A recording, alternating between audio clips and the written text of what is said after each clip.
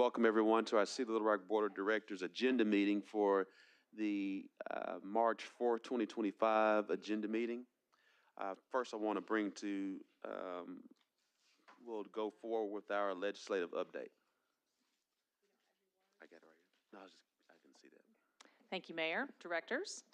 You have in front of you the legislative tracking sheet that I've put together for you. And I'm going to go through just some of the highlights because there are quite a few more that have been added to this since the last time we took a look at this.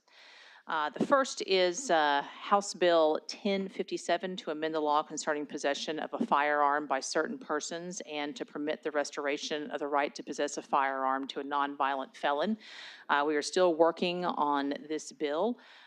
Police have some concerns over this, and we are working with the bill author, but we are moving along with this quite well, and we do feel like we'll be able to make some progress with this one.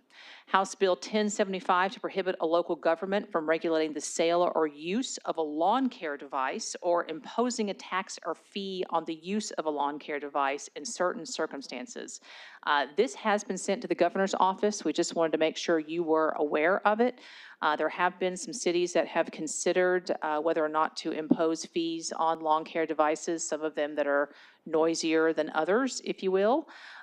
So just wanted to make you all aware that this has passed and is on its way to the governor's office. House Bill 1148 to create the Arkansas Privacy Act and to address certain images captured by unmanned aircraft systems. We are comfortable with this bill as it is now. We were able to make some amendments to it to exclude employees of the city from being prosecuted if they were to accidentally capture images that this bill does not want captured, and we feel comfortable with it now. House Bill 1149 concerning vegetable garden protection. The Municipal League is working on some amendments with this, and we're following their lead on that. House Bill 1445, an act to prohibit certain restrictions on the regulation of short-term rentals. We are also working with the Municipal League on this as well. House Bill 1448 and House Bill 1510. These both deal with territorial jurisdiction. And we are also working with the Municipal League on both of these bills. So just wanted to draw your attention that both of these deal with territorial jurisdiction. So those are two to take a look at. House Bill 1481 is to create the Anti-ATF Commandeering Act and to prohibit the provision of material aid in support for enforcement of federal firearms laws. Police have some concerns over this, and we are working on that. House Bill 1503 to amend the law concerning municipal regulations and to prohibit certain restrictions on the regulation of accessory dwelling units. We do have concerns on this as well as the Municipal League. House Bill 1504 to create the offense of manufacturing, modifying, selling, transferring, or operating a robotic device or an uncrewed aircraft that is equipped or mounted with a weapon. PD also has a concern over this. There are some circumstances where this might be necessary, and so we are looking into that as well. Also, too, Senate Bill 102, wanted to just let you know, is now Act 115. This does put some more restrictions on paid canvassers, particularly just in the requirements of sponsors to take a look at any background requirements, make sure that those background requirements are done by the sponsor of the paid canvasser to do those background checks and make sure there are no disqualifying offenses. And so that has been passed. It is now Act 115. Just wanted to make sure you were aware of that. Senate Bill 91 to provide that local governmental units shall have no authority to regulate or control the amount charged for a rental application fee or rental deposit for private, residential, or commercial property. We are monitoring this. Senate Bill 227 to amend the Freedom of Information Act of 1967 and to amend the provisions of the Freedom of Information Act of 1967 concerning public meetings. We are going to have the city attorney do a review of this for you, and so far Our city attorney does not believe that there is much to be alarmed with here, but we are looking at the definition of what polling is, also looking at the notice of requirements for both regular and special meetings. But so far, it looks like this is not going to have much impact on the city of Little Rock. Senate Bill 297 to amend the law concerning municipalities choosing to elect council members and to require filing of the ordinance describing the election of city council members. The city attorney's office is also reviewing this. It looks like go ahead. Well, the city attorney has now said it does not apply to us, so there you have it. So we will no longer be monitoring this one because it doesn't apply to us, so that's good news there. Senate Bill 248 to amend the Freedom of Information Act of 1967 and to amend the provisions of the Freedom of Information Act of 1967 concerning personnel records. What this bill does, it looks at private citizen, public official personnel records and looks to strike those records if it involves an intimate personnel records involving situations of an intimate nature. Those will not be disclosed, and so we are monitoring this bill as well. And then Senate Joint Resolution 15, a constitutional amendment concerning economic development in the state of Arkansas and authorizing the General Assembly to provide for the creation of economic development districts to promote economic development. We are in support of and are also monitoring this as well. If there are any questions, I'll be happy to answer those. If not, happy to provide more information after this meeting or at another time. Director Webb. Thank you, Mayor Scott. Thank you, Susan. I have a question about 1503. I spoke to the sponsor last week and expressed some concerns about it. And I think you said the Municipal League was looking at it. Do you know Yes. if they have spoken to her? Yes, I do believe so. They are actively engaged in this. Okay, thank you.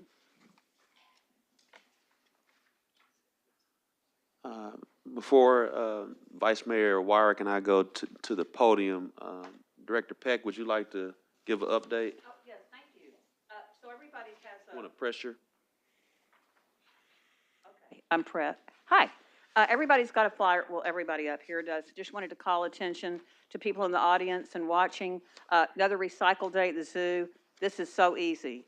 It's a one-stop shop, except you're not shopping.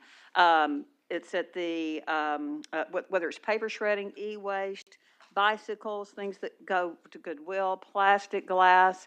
You drive in, and there are about 8 stations. There are volunteers to help you. So one-stop shop for recycling, 9 to 12 at the zoo. And thanks to the zoo for sponsoring it. It's the Sustainability Commission. So come on and get rid of your stuff in a good way. Thank you. Thank you so much, Director Peck. Today, members of the City Board and those in the audience, we're here to do a proclamation, particularly as it relates to our certified government financial managers that we have. I know we have several members a part of that organization that are here with us today, clearly our CFO and Nick Sharpie. Whereas effective management of public finances is essential for maintaining the trust of residents and ensuring the responsible stewardship of public resources. Whereas certified government financial managers play a critical role in upholding the highest standards of accountability, transparency, and fiscal responsibility within government agencies at the local, state, and federal levels. Whereas the CGFM certification established by the Association of Government Accountants represents a commitment to excellence and a mastery of governmental accounting, auditing, financial reporting, and internal controls. And whereas the CGFMs contribute to the integrity and efficiency of government operations by ensuring financial data is accurate, budgets are effectively managed, taxpayers' dollars are used responsibly, and the City of Little Rock recognizes the hard work and dedication of financial professionals who have earned the CGFM designation and encourages all through the continued professional development in the field of government financial management.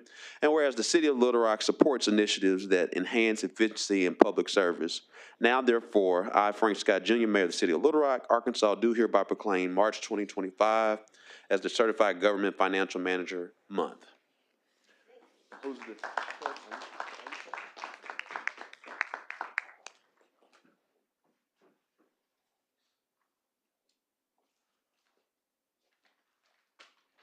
Scott, and directors. Thank you. I want to thank Mayor Scott and the directors and the city of Little Rock and all that is in attendance. Certainly, we here at Central Arkansas Chapter Association of Governmental Accountants, we look at the month of March as a time that we as professional in governmental accounting, but as for financial managers, that we are good stewards of our constituents' fund finances. So I want to accept this proclamation, and I want to thank this board, and I want to thank you, Mayor Scott.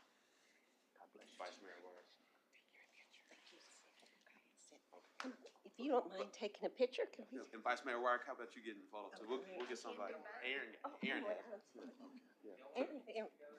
Vice Mayor, just come. Sorry. It's kind of tight.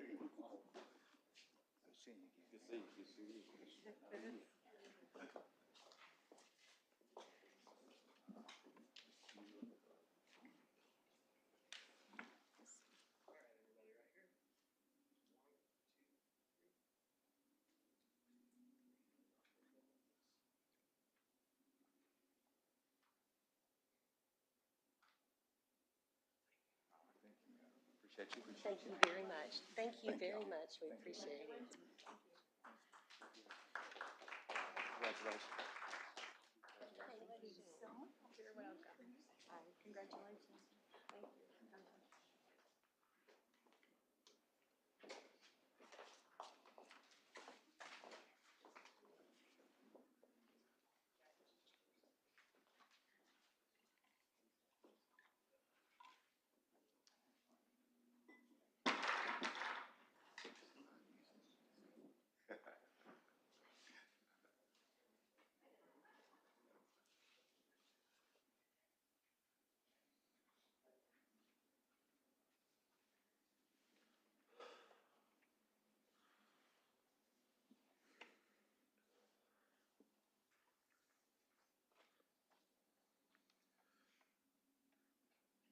Members of the board, you see that we have one deferral in item number 10. We have the consent agenda. Any questions on the consent agenda? Director Miller? Thank you, Mayor. I just had a question on the resolution number 1, just for my own understanding. I could see back in 2019, we had a contract to lease 84 vehicles. This contract is to lease 45 vehicles, up to 45 vehicles. What's the difference? These vehicles are. How about you come to the podium? Mr. Cheney?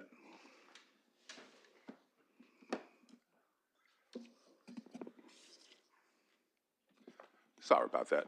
Director Miller, these vehicles are leased vehicles for the undercover units that the police actually manage. These are not the fleet units, but they do manage those separately, and it comes in a separate lease. So the vehicles that we leased in 2019, 84 vehicles, that's a separate? That's a separate lease. Those are managed by fleet. And you'll see next month a agreement to redo that one. Okay, all right, thank you. That's all I have, Bill. All right. Anything on planning? I did have something on 7, though. Okay, yes, sir. Dealing with the micro village. Yes, what question? Yes.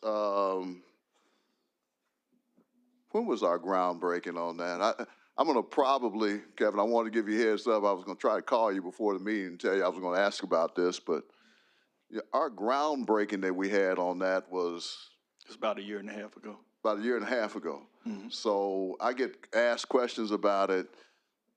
This is coming up. Can you give me some type of timetable and I know why it was held up because some architectural changes that we have to have to make to that. But now going on a year and a half, I know we put a fence around there. People who drive by there, they hadn't seen any work. Can you give us some type of timetable as to when we actually think this thing may be complete? So I can't give you a definite time because, of course, you got other different things that's going to play a part, such as weather. But we did have some things that come up as far as changes that we had to make. As far as the funding that we're using from the federal government, there were some requirements that changed during that time period. So we had to go back to the drawing board and change what we originally had with not having bathrooms inside of the actual micro homes. And then also, I know a lot of people say that they drive by and don't see any work, but we did have civil engineering work that was being done during that time period too as well. We had topo surveys that was done, other things that was in part as far as planning portion of that too as well. Of course, we did have something that we had brought to you all before as far as the community center. We had to do something different wise because the attorney generals had a different opinion as far as the contract, the way we were doing. So we're going out to bid for the community center too as well. So once we get that out to bid and it closes, then we'll start working on the community center once the site grading is completed. But we first need to get this done in front of you all so we can get this bid approved by you all so we can enter into contract with Redstone so we can get the construction phase going. Then I can give you a more definite timeline on that. So when do we think we're gonna see the grading work start? As soon as you all pass it and we get it in front of the city attorney's office and they agree to the terms as far as getting the contract signed, and then we'll move forward. So we already let the actual awarded bidder know that we're on a strict timeline and we're trying to move as quick as possible. Okay. One other question on this. I know it's going to also serve as a low-grade emergency shelter. Yes. 32. So is that, in my mind, that's sort of like what Dunbar is now when we have overnight shelters.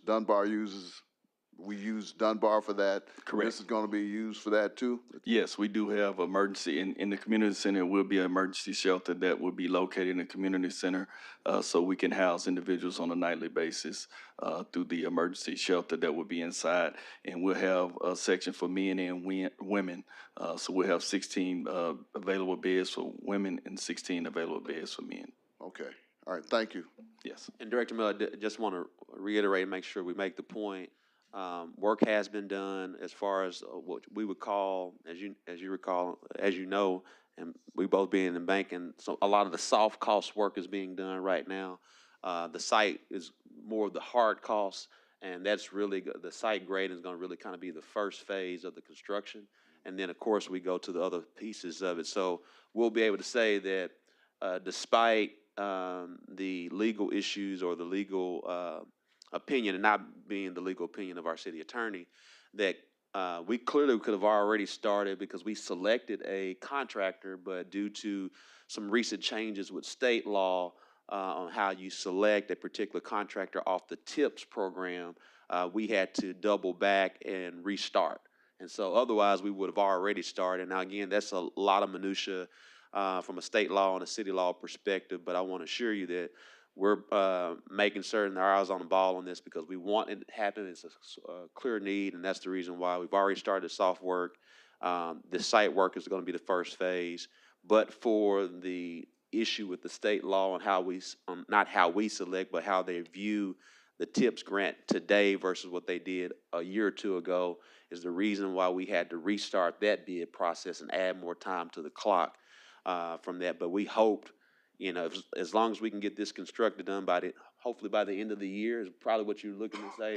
That's probably aggressive because we're now in February, but I think we can get close to the end of the year, definitely by the next winter, which is really needed from a emergency shelter homeless standpoint as well. Yeah, but there were a lot of things in place. So. And nothing to do with the agenda, but we having technical difficulties on our screens up here? Because you can't see your name? No, I mean, it's. Oh, I'd have to ask our clerk. Do we have any technical difficulties with the screen? Our screens, nothing's showing. Director Adcock? A presentation on item 12, please. Ma'am? A presentation on item 12. Yes, once we get, I want to make sure we'll get there. I want to make sure, any questions on item 8 or 9? Director Wyatt? Item 8? Or- Yeah, I'd like a presentation on item 8. I know you all had a big meeting this afternoon, and there have been some revisions and, since the last time you presented to us. And so if you can just bring us up to date with where we are and where we're going, and hopefully we're sending something out the Yes, door ma'am. pretty quick. So, and thank you, Board Mayor, for having me, obviously, again tonight. And we're here again to continue consideration of the adoption of our new stormwater drainage manual. This would be the first one since the mid-1980s. I mean, if you can remember that far back, I think it was 1984 when the last one was passed. This ordinance represents years of collaboration, compromise, and commitment to ensuring that our city's infrastructure meets modern environmental and developmental needs. Since July 1st, 2024, when I took the position of interim director, we've worked tirelessly to refine this manual, engage with a broad spectrum of stakeholders, over 10 meetings, conducting 2 key discussions with the Division of Environmental Quality, including one that was just had about an hour ago, and holding numerous interdepartmental meetings with planning and public works departments. Additionally, near daily interaction with our consultant, Half and Associates. Thank you, guys. And this has ensured this manual is both technically sound and practically feasible. Throughout this process, we have made significant compromises on nearly every aspect of the original draft that you all saw back last year. This is to accommodate the diverse interests involved. The primary point of contention is Chapter 8, which addresses water quality. After extensive discussions, we agreed to decrease our original recommendation and set the water quality standard at 1.05 inches, or the 80th percentile of total suspended solids. This represents the absolute minimum required by the state and is one that has been confirmed by both our hired consultants, our city's professional staff, and the folks at DEQ. We recognize that implementing this standard may result in increased development costs. However, it is important to clarify that this is not a decision that is made by our staff, but rather a requirement by the state. While we understand the concerns of the development community, we also recognize our duty to maintain compliance and uphold the environmental integrity of Little Rock's water systems. This ordinance represents a balanced approach while fulfilling our obligations to environmental stewardship and regulatory compliance.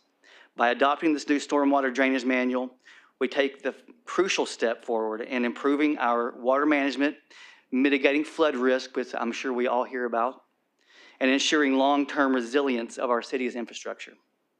I urge you to support this ordinance as it is a necessary and carefully crafted update and reflects both compromise and the best interest of our community. And I'll take any questions about anything that you all have read. I know that this was sent out a couple of weeks ago, and I know there's a lot to digest. Question? Director Ward? We've been getting lists of 20 to 25 of different things that need to be changed, and in the last couple of days, we got a list of 3, and one of them was to leave the existing rational method, not the modified rational method, and to remove the language about inlets in a radius of a curve, and then a blanket statement in regards to the minimum standards. So are we going to be able to fulfill these 3 requests in our stormwater manual? We did discuss the one point we did discuss with them today was adding language that we would not be less stringent than what the state requires. Right. They tended to agree with that. I mean, because it always, and they said that we could even, put in their section, of the SWIP that it spells out exactly what the developer is required to do. So they said that language would be appropriate. I will allow Mr. Honeywell to speak to any of the inlets. What about the rational method versus the modified method? I'll have my scientist friend. And then I have one more question after he gets through. Okay. So our recommendation on that, we've adjusted it from our original recommendation. essentially the crux of the issue is that the methodologies that are currently in use underpredict the amount of stormwater runoff volume. So we're undersizing our detention ponds. And so really, we've increased the use of the modified rational method from originally we had it at 20 acres, and now you can use it at a site up to 40 acres. Tried to lessen the impact from going from these old methodologies to these current methodologies. But we don't, from our professional recommendation, we can't really change that. There's no sound science behind using those old methodologies, and we're really putting the downstream developments at risk if we don't update these methods. And I think you're putting your, as a developer engineer, you're putting yourself at risk liability-wise by not using these updated methodologies. But You you're could saying cause the an adverse updated is impact. the modified versus the rational. The Correct. updated is the modified. Yeah, the updated is the modified. And if we looked at the surrounding communities as well, there's a few communities that allow modified rational up to 25 acres. And the majority of them in their manuals do not allow the use of modified rational at all. They require a unit hydrograph method like SCS. Okay. All right, and my last question is for Brad. And I know we've got some, we've got a lot of work that's in the hopper. We've got a lot of plans and projects and those kinds of things that are out there. And when we start this new permit, I'm assuming we're going to get it approved sometime this year. So what is the rationale for continuing with development that are under the old MS4 permit versus going to the new MS4 permit? How do we look at those? Yeah, if those developments that have been pre-planned, I mean, we would certainly agree to have those grandfathered in. I mean, when they start the planning process, they started out thinking about, it developing in a certain way. And if we were to come through and change it up, if they had 4 of 5 phases done, it wouldn't be fair to say, well, first 4, you can, you did it this way, this next one, you have to do it a completely different way. When you say they're done, what is done?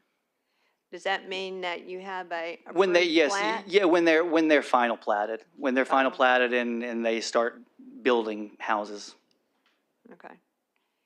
Okay. I think maybe the development group are going to send you a list of items that are out there. Have y'all perused what you have in the hopper to look and see which ones would fall under the old permit versus the new permit? We haven't looked completely at the scope of what's there, but normally, things are preliminary platted as a whole, as every phase.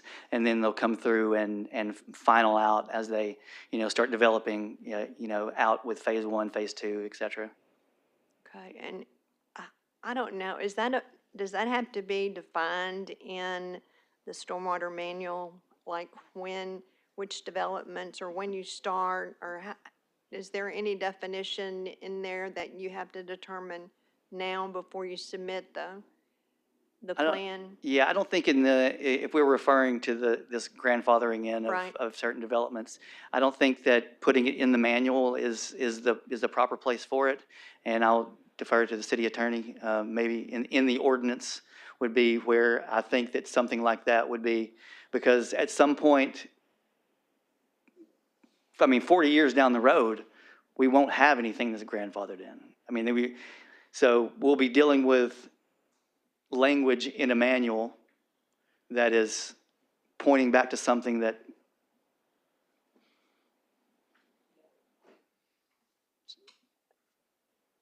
I just didn't want it to hold up the manual, and I'm thinking that maybe it doesn't need to be in the manual, it just needs to be identified in a document through the city toward the developer so they'll know what to expect. Yeah.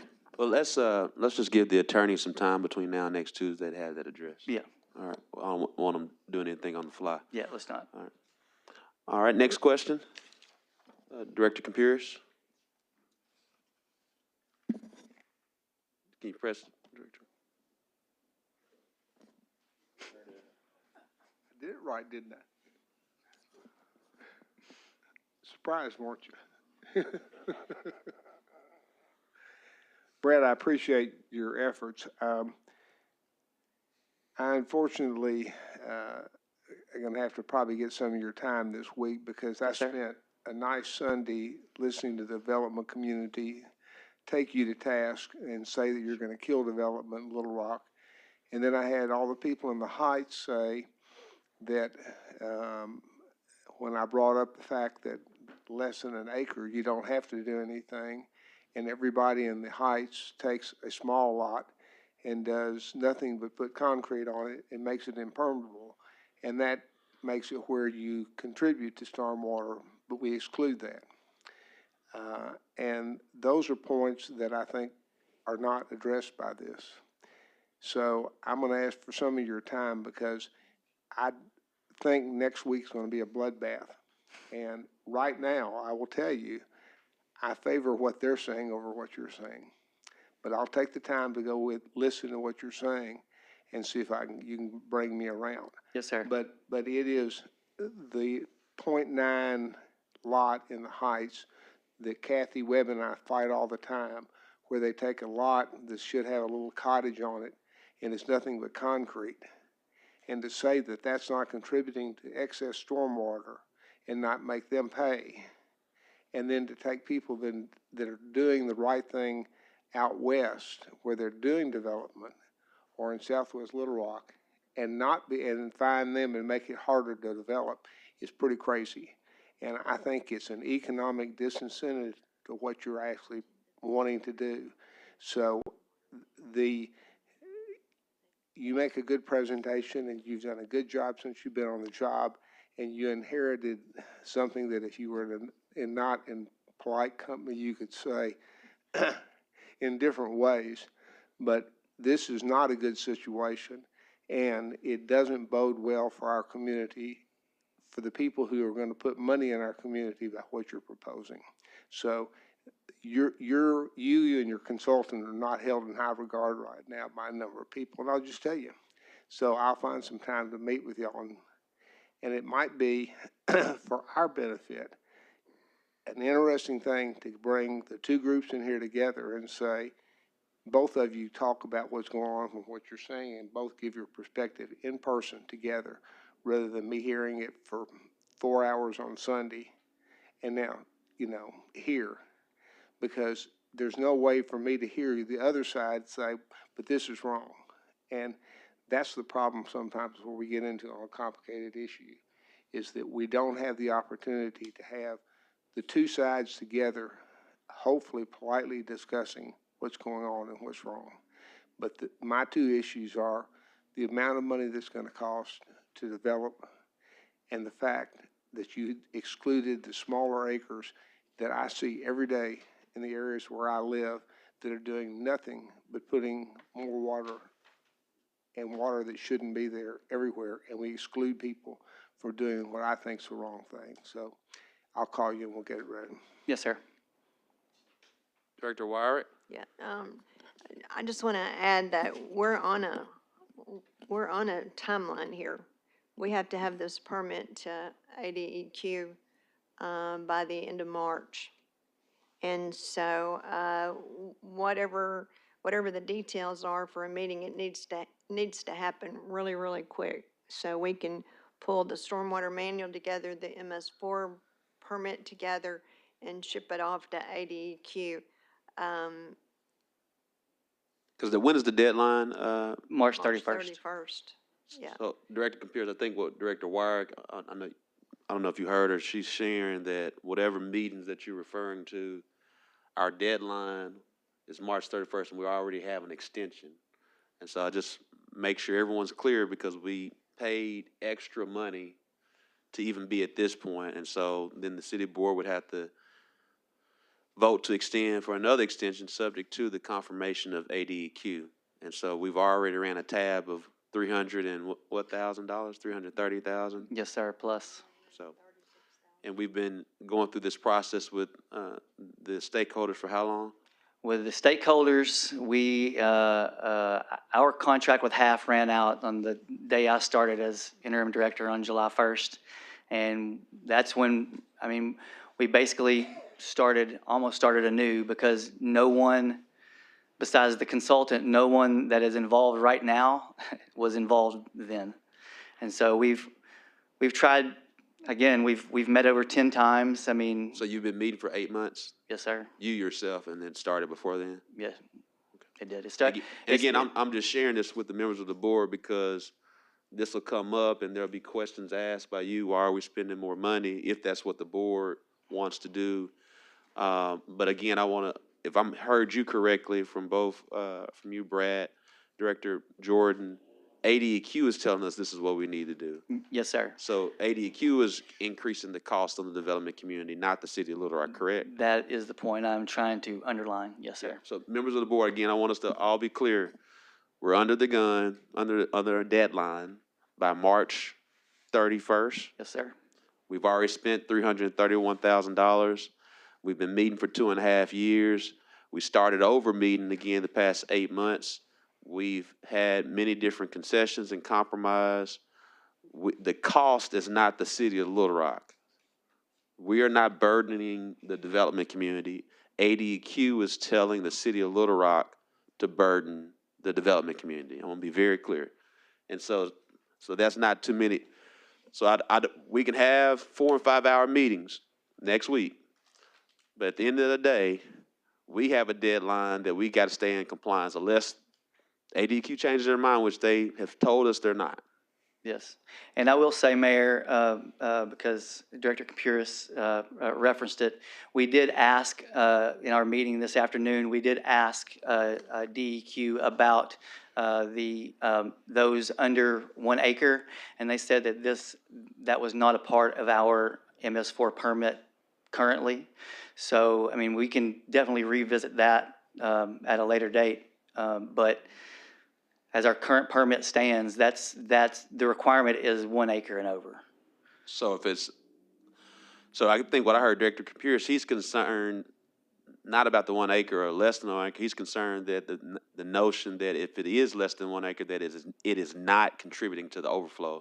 He would probably contend that it is contributing to the overflow. I mean, it's Big time. yeah, right. And so I guess what we're saying, Director Kapuris, ADEQ that's not germane to ADEQ's purview, so that's not gonna harm or hurt the MS permit. I agree with you. And the supposition is that ADEQ is imposing these standards on us, whether we want them or not, and that the development community just needs to say, okay, I'm sorry, this is what it's going to be. Is that your supposition?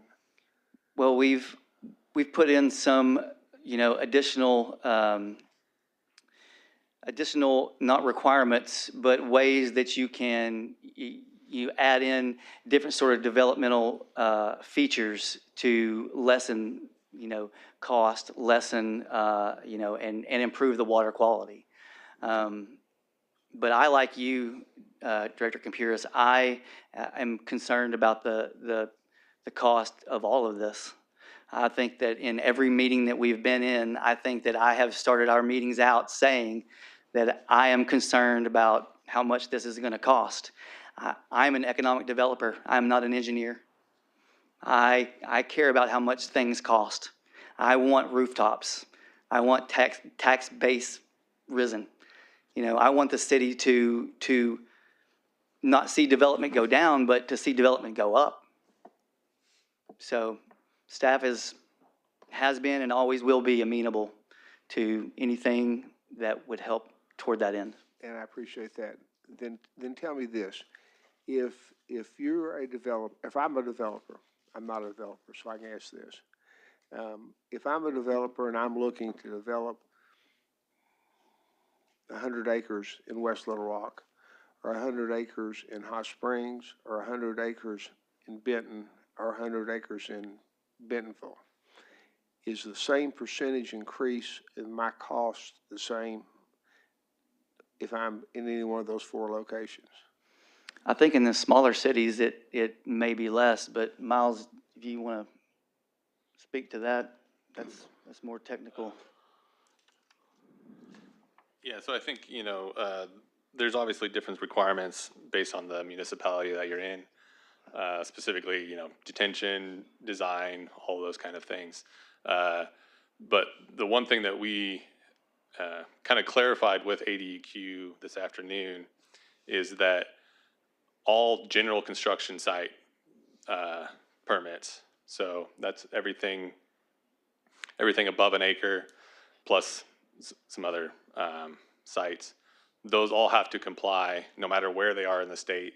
If they're in a county or a municipality, they have to comply with the requirements of the general stormwater permit.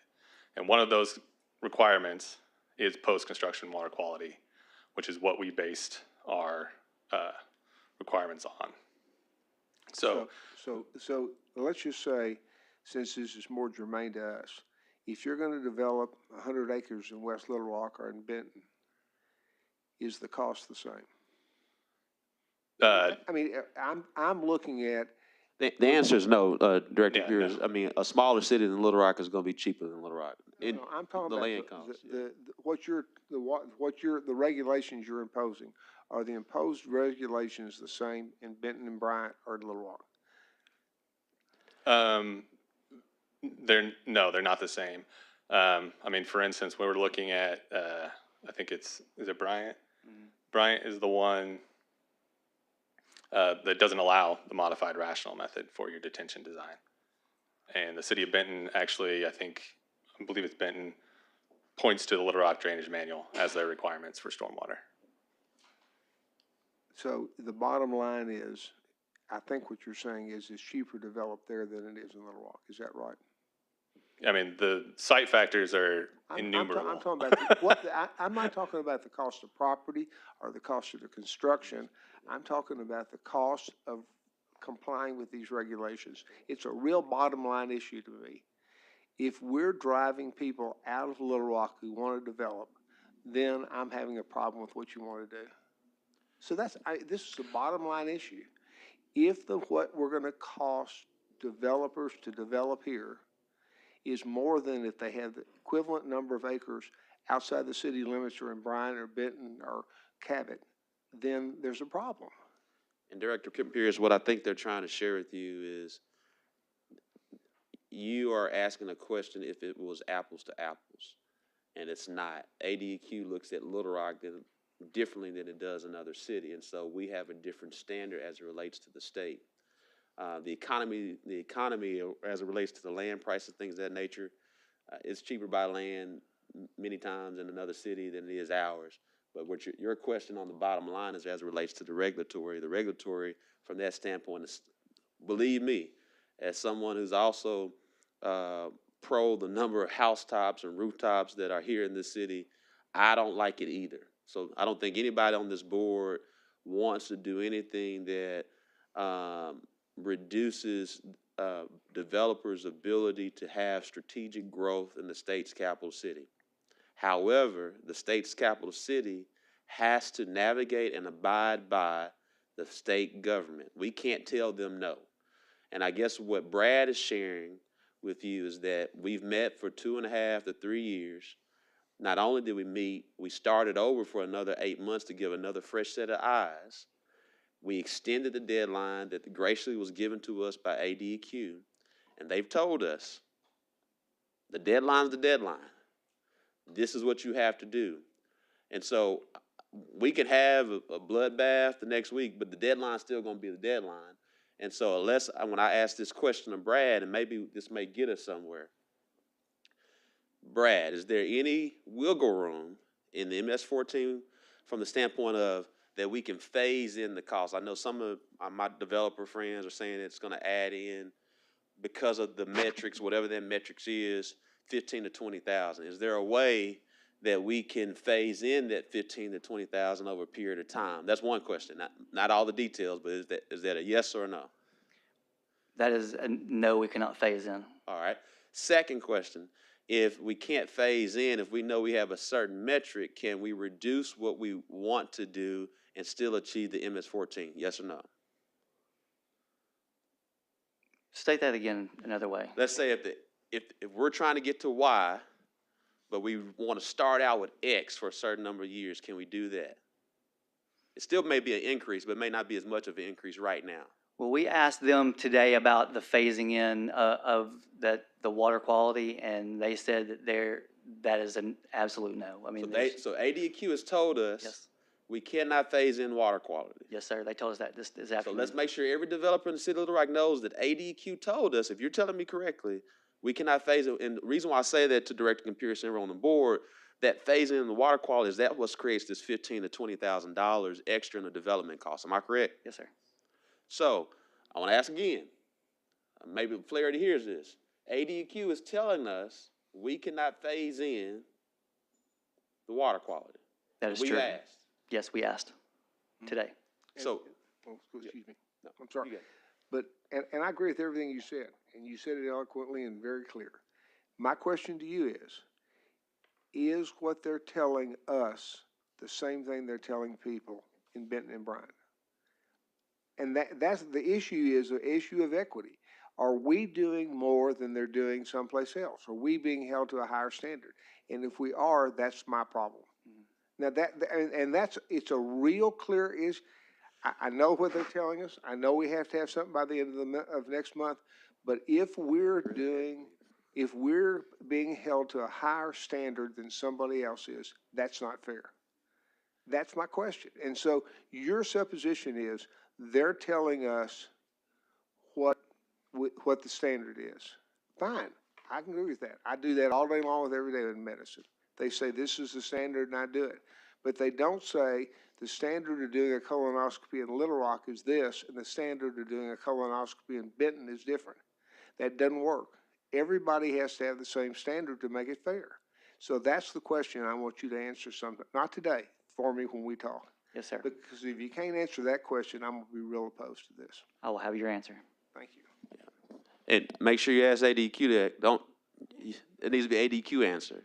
Yes, sir. And again, board members, I want to make sure we're clear. What happens if the board votes this down and we don't meet the deadline? We could be fined $10,000 a day. And again, ADQ told us what? That we could not phase it in. And we're fined what? We could be fined $10,000 a day. All right.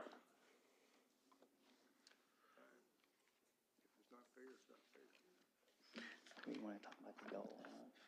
And I guess, and Brad, when you ask make sure you ask the equity question of them too. Yes, sir, I will.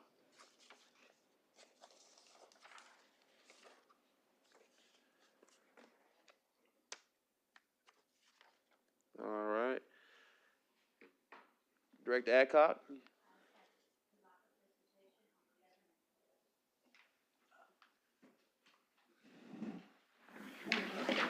Usually you don't amend something 4 years ago. Yes, Director Howard. Okay, repeat what your question was, Director Adcock, I'm sorry. I can do 11 and 12. Usually you don't go back and amend something that you've done since 2021, so Yes. what are we amending and how are we amending it? Yeah, so we're amending our sources and uses. So if our consolidated plan started back in 2021 and 2025. As you all remember, we had a pandemic that happened around that time in 2020, and that carried over 3 years. During that time period, we would receive Community Development Block Grant CV funds, which was a large amount that we had to put out. We receive other funding sources that came through as well. So our funding is always delayed when we get it.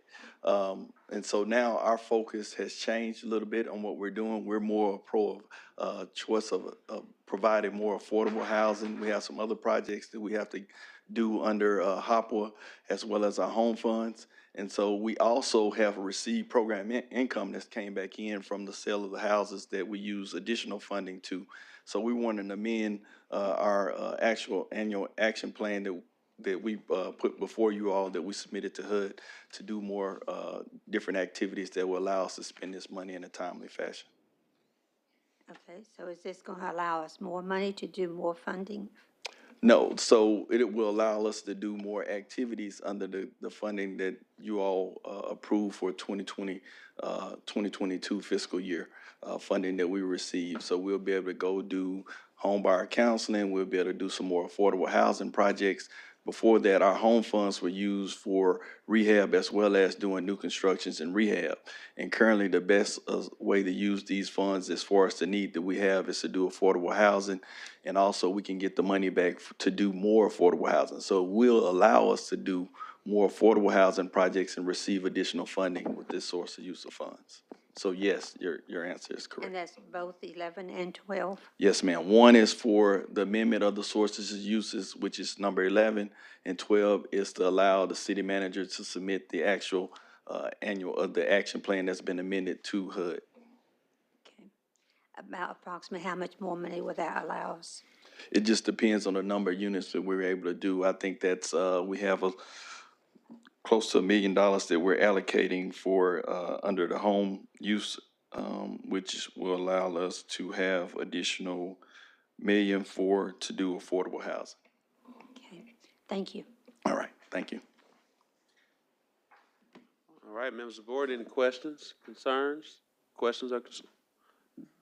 Mayor, there's something I need to let you know. Remember the Director Hines had request for franchise ordinance and another ordinance dealing with the intersection at Denny Road, and those will be prepared. Director Peck and I have to get together to look at the other language for the ordinance, and we got snowed out last weekend. She wouldn't ski. I couldn't get her to ski to see me, so in any event, we will get that worked out for Friday. Gotcha. Will do. Thank you. Also, we'll be having, I believe, the next agenda setting meeting, we'll do our policy discussion on our fire buildings and things we're doing to upgrade them. My pleasure. Thank you.